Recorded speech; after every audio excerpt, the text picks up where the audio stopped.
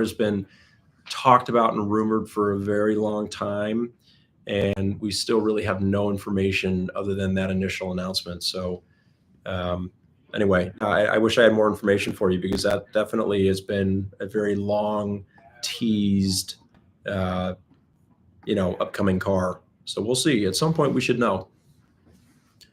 Do I have to pay over MSRP for GLS 63? No, of course not. We'll get you a nice deal on a GLS 63. Tony, hello from Australia. Love the content. Thank you for watching from Australia, Tony. I appreciate that. DJ, love your stuff, man. I always wanted to be in the industry, but never did it. I appreciate you watching. Thank you for your support. I used to live in Ohio and played golf even in the wintertime, yellow golf balls. Wow. So you played outside. That's commitment right there. All right, good. Yeah, the lag should have gone away, because now we're independently live on TikTok right now. So Gus, good to see you. What's going on? Can you explain exactly how rolling negative equity into a lease works? So essentially what's happening is that the dealership is paying off your negative balance in the car that you own now and adding that amount of money to the purchase price of the vehicle. So let's just say, for easy math, let's say I had a car that I was discounting $10,000 and you had a trade that had $10,000 in negative equity. Then effectively those two things cancel each other out, and it's like you're buying the car for MSRP. In the meantime, your negative equity goes away, right? The dealership pays it off, and you are now sort of refinancing that negative into your new vehicle. So the reason that people would do this is that ideally it gets them into a car that either solves a problem for them. Maybe it's their life has changed and they need more space. Maybe the car has become unreliable and it's too expensive to maintain. There's a number of reasons why somebody might want to, make that switch. Sometimes it just comes down to like a happiness and quality of life thing. I mean, cars are such an important part of people's lives. And sometimes if you hate your car so much that it consumes you, and you can't stop thinking about how much you don't like it, you might need to make a change for that reason. So, and the reason that we suggest leasing is because if you look at a 3-year lease and you look at a finance, you're going to need to get to about a 5 or a 6-year finance to get an equal payment most of the time. And because most car buyers do care about what the payment ultimately is, when they buy, they choose that 5 or 6 year term. And that just means that it's going to take you twice as long to get the negative equity paid off. And that's what we're trying to avoid. We don't want to be back in a situation where you've got negative equity that takes you 5 or 6 years to pay off, because you're probably not going to stay in the car that long, right? So that's the appeal to leasing. Where did you get your LED sign? That's sick. So that actually was a gift from a local business, sent it to me completely unbeknownst to me. He sort of created this, and I have now turned it into my logo because I love it so much. But the name of his company is Moose. It's I don't want to get this wrong. Hold up. It's like, what is it? It is Moose LED.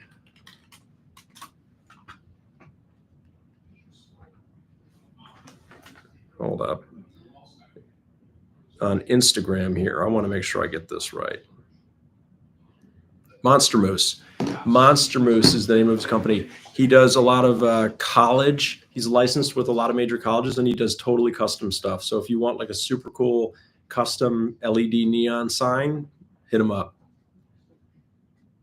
So yeah, so I can at least leftovers brand new CLS. Unfortunately, at a certain point, cars are not considered to be new cars anymore. That's the reason that ends up happening. So career path to get to your position. Typically you're going to have to start in sales and then kind of work your way up from there. Nice. Euphoria, you hit him up. He's making a sign for you. That's awesome. Can we get one with all the James Bond options? Are you talking about a sign or a car?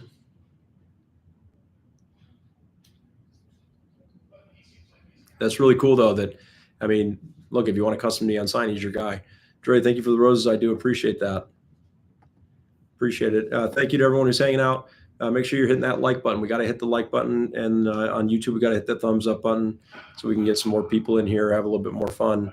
Thank you to everybody who's hanging out. If you're not following and subscribed already, please make sure you do so. I appreciate you for that. DJ, I am a Browns fan, unfortunately. We do sell a lot of cars to Browns fans, absolutely, or to Browns players, I should say. So a lot of Browns players have, and professional athletes have done business with us over the years, which is great. All the good names are gone. Follow the live creator. I appreciate that. Thank you, thank you, thank you. Spend an hour explaining leases today. Yeah, Euphoria is like the lease master. I love it. Again, Dylan, if you're new here, then I'll tell you that leasing is always my preferred method of ownership for a luxury car. Now, you can make the argument that certain, like maybe a Toyota and a Honda, you can make the argument to buy it versus leasing it. But again, leasing to me, cars, even if it's a Toyota, cars still depreciate, right? So I really truly believe that leasing is the better way to go. Because you're just not outsmarting car ownership by buying it. Gus, you want to get into an EV lease, you have 10K negative equity, but credit is 800 plus. Yeah, then EV leasing would be a very good option for you, because with the crazy incentives on there, then you would have the ability to really eat up that negative. So Sean Spencer, love the content. How do incentives work when the customer orders a car? So Sean, I mean, that might depend on the brand, but with Mercedes, incentives are going to be applicable in the month that you take delivery. So they are applicable in the month that you take delivery. David, I'm trying to, let's see, you leased a new 2025 BMW 5 Series and Mini Countryman. I need a quote on a 2024 or 25 EQS in Fort Lauderdale, Florida. David, best way to get in touch with us, if you go to the link tree, my link's in my bio. One of the links on there will take you to work with me and the team, and then you can just send us your information, and we'll get in touch immediately with you. But I encourage, as much as I appreciate all the DMs, it's very difficult for me to keep up with all of them. So that's definitely not the best way to get in touch with me. So, yeah, I mean, again, I'm not saying that it's a hard and fast rule that cars will always depreciate, but generally they will.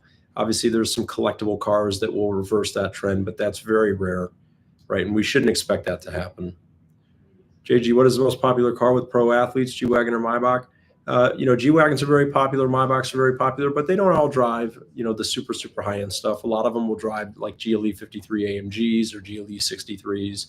That's a very popular model, which doesn't surprise me. I feel like that's kind of the Goldilocks car for us. I've always believed that, GLEs are one of the best values that we have. So if you could work at any American car brand dealership, what would it be? That's tough. I mean, I was a Ford family growing up, so I'd probably default to Ford, but no knock on any of the American brands, but I just don't know that I love any of them enough now to go work for one. Big Cool Harry, I work in the UK and I've been watching your content for months, currently in car sales and want to work the trade in the States. Would you bring me on? We would certainly talk with you. Right, we're hiring, so we're always willing to talk to anybody that reaches out. Ty, what's going on, brother? Thank you for the watermelon. That's a new one. I haven't seen that before. I appreciate you, brother. Good to see you as always. Ty, one of our TikTok friends that came and bought a car from us all the way from Florida. How much can I get for my moped? I don't know. We'll have to look into it. I knew you were going to go Chevy, especially with the bow tie. Well, I guess I do have the Chevy look already going. So, Jared, I'm sorry. What salesman can I ask for that is knowledgeable regarding high mileage leases and negative equity?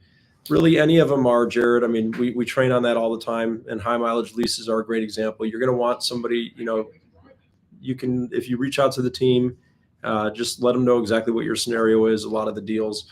Ultimately, I'll be involved, right? So if you reach out to the team, go to that link in my bio, reach out that way, and we can start going over your situation with you and figuring out if we've got an option for you. Doug, can you cover the new incentives that replaced Amex? So yeah, American Express is gone. We don't have that program anymore.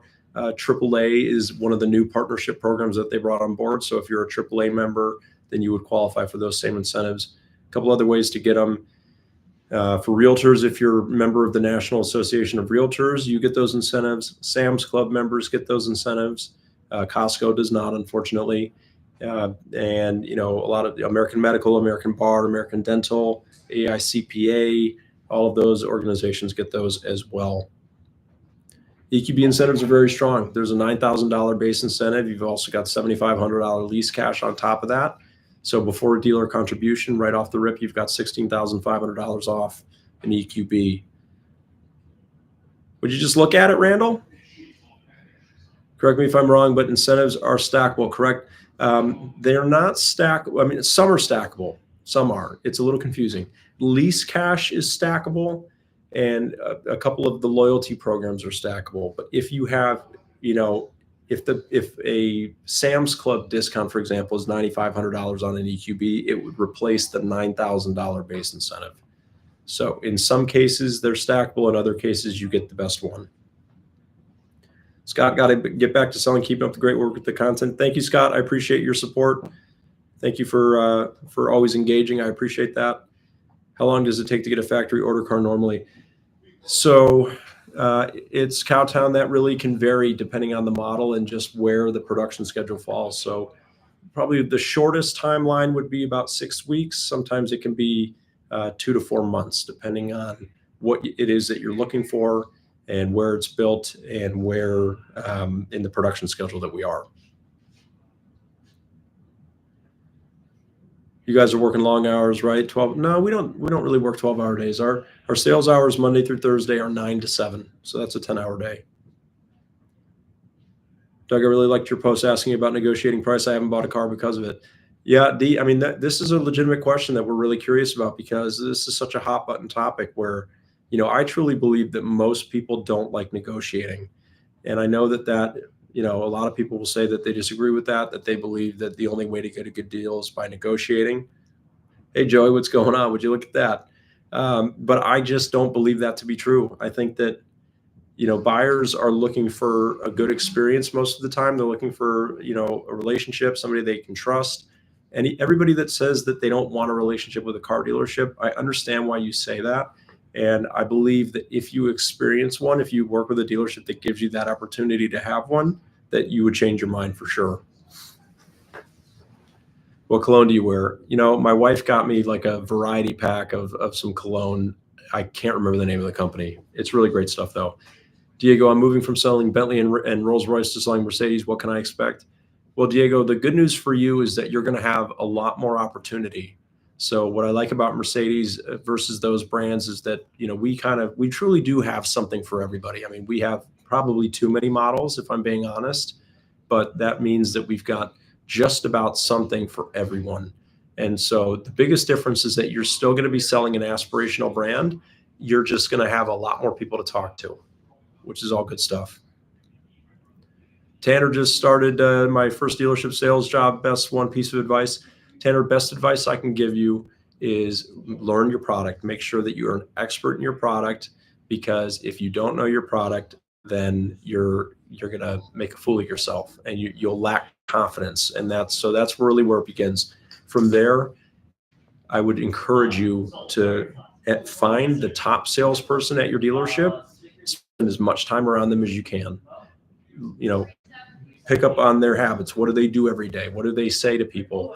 Emulate them as much as you can, and find the low performers on the team and avoid them like the plague, because the people that don't sell a lot of cars will do their very best to drag you down. They won't want you to be successful either, because misery loves company.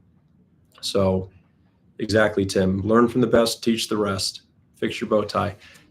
I can fix a tie, but it's always just going to be these bow ties. They have when you self-time, they can get a little crazy. That's just kind of what happens. Lexi, I'm still kind of new in the finance world, been almost a year in that office. Any tips or advice? So Lexi, I'm assuming that you're talking about finance office for car sales. If you're new to the finance office for car sales, the best advice that I can give you is pick the products that you see the most value in, that you believe in the most, and really focus on those. It's all another great strategy to use is that every finance office, every finance menu is going to have some products on there that really just aren't great, don't have a lot of value. Consumers generally don't pick. It's a good way to build trust, because understand that people, when they're coming in to see you, like they're worried about how that interaction is going to go. They really don't want to talk to you. You can start by saying, I'm going to show you a couple products that I think don't make sense for you and a couple products that do make sense to you. That way you can tell them, you need to show them that, look, I'm not going to try to sell you everything here, right? If it's a product that you just know is not a good value or doesn't, if they're leasing the car, don't talk about extended warranties, right? That's silly. So here's a couple things: extended warranties. Obviously, you're leasing the car. None of that's going to make sense. Here are some things that I do think will be a good fit. For us, a big one for us is tire and wheel, because the roads in Ohio are terrible. Tires, it pop all the time. Rims get bent. They're wildly expensive. So these policies are no-brainers. They pay for themselves. So, we will talk about the products that really have a tremendous amount of value. If it's a G-Wagon windshield replacement, I won't let somebody leave here without it, right? Because if you buy a G-Wagon, it isn't a matter of if, it's when. You are that windshield is going to catch a rock and it's going to shatter, and you'll be thankful you have the windshield protection when that happens. So, again, talk about, don't try to sell everything, because if we're being honest, not everything has value. Pick the things that do, focus on those, and also make sure to highlight things that don't have value, because you can let their guard down by letting them know that I'm not going to try to sell you everything here. And yeah, GAAP makes a ton of sense if you're on a purchase, right? If there's negative equity at all, you got to have GAAP, absolutely. Do you like that Mercedes-Benz builds 1 point in their advertised rates? Yeah, I think that's totally fair, right? I think 1 point is all that the dealership should need, right? It pays the finance department a little bit, and it doesn't really cost consumers very much. And typically, if it's a special rate, it's going to be way below a bank rate anyway. So I think that's a very fair compromise for the consumer and for the dealership. So Brad, drive roughly 40K miles a year. What's my best bet for getting a new car, high mileage? So Brad, you can do a high mileage lease. I would encourage you not to do longer than a 24-month lease, though, because you really don't want to own that car so far out of warranty. But a good trick for you, especially if you're considering a luxury car, Mercedes-Benz, our certified cars have unlimited mileage warranties. So if you were to get a former demo, right, our former loaner cars can be leased and certified. It's a cool little, trick and hack. And what that will do is it will allow you to lease the car, but also get the unlimited mileage warranty, right? Because a certified Mercedes-Benz takes the 4-year, 50,000 mile new car warranty and turns it into a 5-year unlimited mile warranty, which is would be perfect for somebody like you. Mikey, I love Porsche. I would say that for me, it's Mercedes 1A, Porsche 1B, if that makes sense. And yeah, Michigan has terrible roads as well. So tire and wheel, very popular for Michigan drivers. Mick, I appreciate that. I really do. Brian, how is a customer supposed to know if a quoted lease payment is fair? That's a fantastic question, because leasing can be a little bit more mysterious. There's a lot of variables that aren't exactly, leasing is a little bit more convoluted, right? Financing, pretty cut and dry. What's the amount financed? What's the interest rate? This is where I'm going to fall back on who is the dealer that you're dealing with, because in some ways you can't know for sure if it's fair. Some brands have restrictions on how leases can be, worked with, like Mercedes-Benz on special rate leases, which is 90% of our cars. There's about 1 point of markup allowed in the lease rate, right? So you couldn't manipulate it if you wanted to. But it really is going to come down to the selling price has to be, you've got to be getting a fair discount. You've got to be getting all the incentives that you qualify for. And you've got to make sure that you're dealing with a dealership that's not marking up the rate significantly. And depending on the brand, they may allow for that. So what is your favorite Mercedes vehicle if money was no object? What would you choose? Well, my dream car would be the CLK GTR. That would be the dream car if there was any realistic way to own that. But yeah, outside of that, the obvious choice is a G-Wagon. But I will say this, I like G-Wagons way before they became cool. But yeah, the CLK GTR would be the dream Mercedes for sure. Yeah. So Tyler, I've worked for Ford and Porsche, but primarily Mercedes-Benz. So I worked for Porsche for about 9 months, Ford for 3 months, and Mercedes for about 14 years now. So should I buy a car now with the tariffs going on? Been thinking about one. Aaron, I mean, I really hope that the tariffs don't become a permanent thing. I'm hoping that that's not going to affect the industry in any kind of permanent way. Obviously, still remains to be seen what's going to happen, but it's definitely worth monitoring for sure. Have you ever done the 6x6 truck, or have I ever driven? No, I've never driven one. Never driven one. Never seen one in person. Jay, yeah, let's do it. 24 SQ5 and a great lease on a Sealy 53. Sealy 53, I love it's my favorite car right now. They're so hot, and honestly, they're over incentivized right now.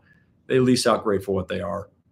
What's the price on a lease for a base GLE coupe? So Hector, are you asking about the GLE 450 coupe? Those are going to be $1,200 to $1,400 ish, depending on miles per year, money down payment, etc., miles per year, etc. Alan, did you mention the news coming out of Mercedes yet? Trimming down managers, I think, is what it was. I don't know how recent that was. Are you talking about like on a corporate level? The video on the T-Bird was very informative and entertaining. Thank you, John. I appreciate that. Hope you all enjoyed that. Again, I'll probably go for about another 10 minutes here. Thank you to everyone who's hanging out. Please make sure you're hitting that like button. And if you're not following already, please follow, and on YouTube, subscribe. And I'd ask everyone, if you could, all the, my TikTok and Instagram friends, make sure you're subscribed on YouTube as well. So, TikTok and Instagram, you get a pretty similar experience, but YouTube is cool because I can do some longer videos over there. But, and I'm really starting to get that going as well. So thank you to everyone on YouTube who has been supportive. Dave, from down here in, what is that, New Zealand? I'm envious of your incentives and lease deals, or NZ. How often do people buy the crazy colors like yellow Sealy? Every now and then. There's yellow isn't a huge seller for Mercedes in general, but we do sell a few. For Florida customer, does the delivery fee make deals too costly? Not really. I mean, the shipping cost tends to be about equal to what the dock fees are down in Florida. So I think that gets, it's pretty comparable. But again, if you're considering doing business out of state, you have to, resign yourself to the fact that it might cost a little bit more than getting it locally. But most of the people that get cars from us in Florida do it because they don't have to lift a finger. They never have to go into a dealership. We're going to deliver the car right to their driveway, and we're going to make it super easy. And they're going to get a really great deal. That is why people do business with us out of state. Might it cost a little bit more? It might. But again, you ultimately have to decide, what is your time worth to you, and what do you want the experience to look like? Because you might save $1,000 and have a terrible experience and have your time wasted, right? So I encourage people, look, if you want to come into the store and you want to do all the test driving and you want to meet us and hang out and get your delivery team, delivery and meet our, get a coffee at the coffee bar, by all means, please do. If you never want to come here ever, then don't. You don't need to, right? What's going on, chat? What's up? What do you got? Well, trying the multi-stream for the first time. It kind of worked, kind of didn't work, but got like 4 screens going here. Yeah, it's pretty complicated. So we're TikTok, Facebook, YouTube, and Instagram. Nice. Yeah, got a lot going on here. But you can calculate the money factor yourself with the residual, right? No, the money factor is you would need that from the dealer or the manufacturer. That's a published lease rate, and the residual is also published. But and I will tell you this: the online, I have yet to ever find an online lease calculator that actually works. So the leasing calculation is literally never works. Yeah. If you're using an online lease calculator, it's going to be wrong almost every time, especially because they don't properly. Every state handles taxes differently, very differently. So I would encourage you not to use an online calculator, because it doesn't happen much anymore, but how many arguments have we gotten into over the years where somebody's like, the payment should be this, Yeah, too many, and it's usually over minuscule things. But Totally. that's exactly like a finance. There's only a few things that you put into it. You can calculate your payment for a lease. Exactly what you said. Different states apply different fees, taxes, incentives, rebates, everything differently. So that can add up to where either it's a few bucks a month or even 20, 30, 50, hundreds of dollars a month. So 100%, 100%. So now again, you want to make sure that you're working with a reputable dealership so that you know that you don't have to worry about that. But again, there's just no possible way. Every state does it differently. Some collect tax all up front, some do monthly tax, and it's just, I don't know. I've just never found one that works. That's all. So, but anyway. I did it for my dad's car payment, and the payment came out correct with ChatGPT. Okay, well, that would make sense. I could see ChatGPT figuring it out, right? If anybody's going to figure it out, they would. But yeah, and not to say that no like lease calculator or AI or whatever can't ever figure something out, but it's just not like every single time to where you can rely on it as a 100% is a credible tool. That's a great question. Are third-party brokers and buyers worth it? So here's what you need to consider.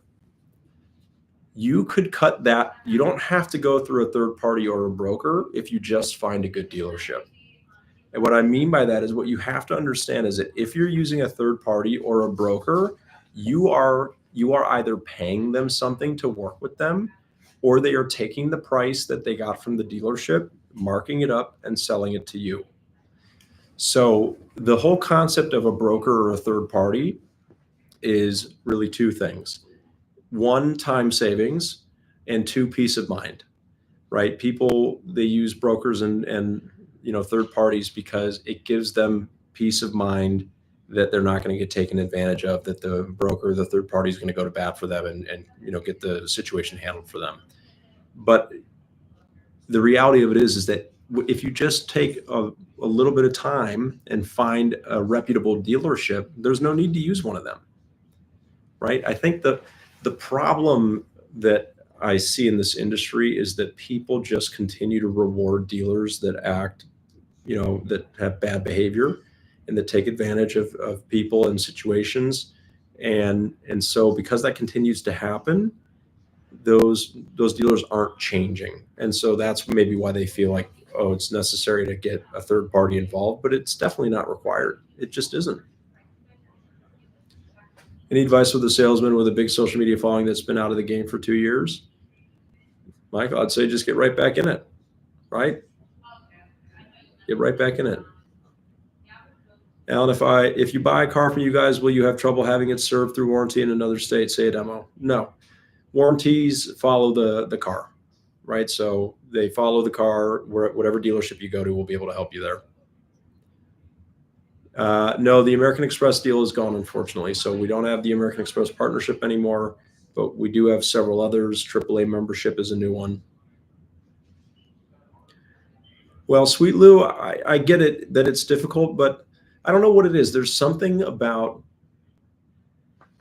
I think most of us do a lot of online research in certain aspects. I mean, the internet has really been a game changer. It's leveled the playing field, but I just don't think that it's often utilized correctly enough when it comes to searching for dealerships. So people will go on and they'll research the car they want to buy all day. They'll do endless amounts of research on the car itself, but they just don't do research on the dealership, or they feel like they have to go to a local store. And if you do online research, if you read the reviews, you will get the story. You will.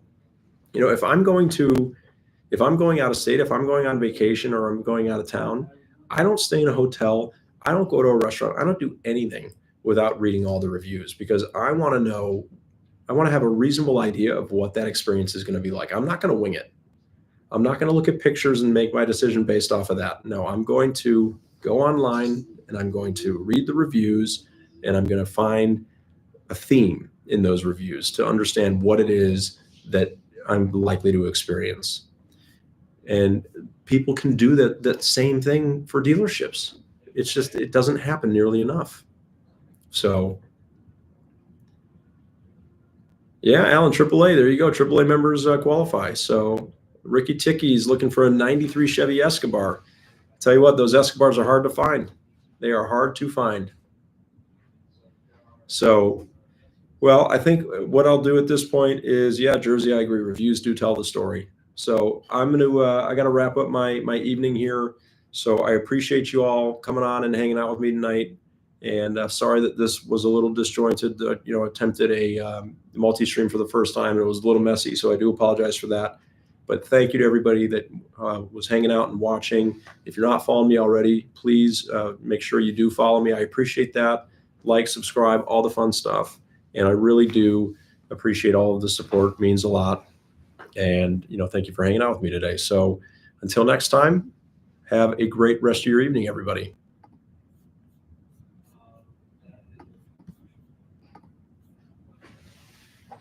And Euphoria, thank you as always, my friend, sending me off with the roses. I appreciate you very much.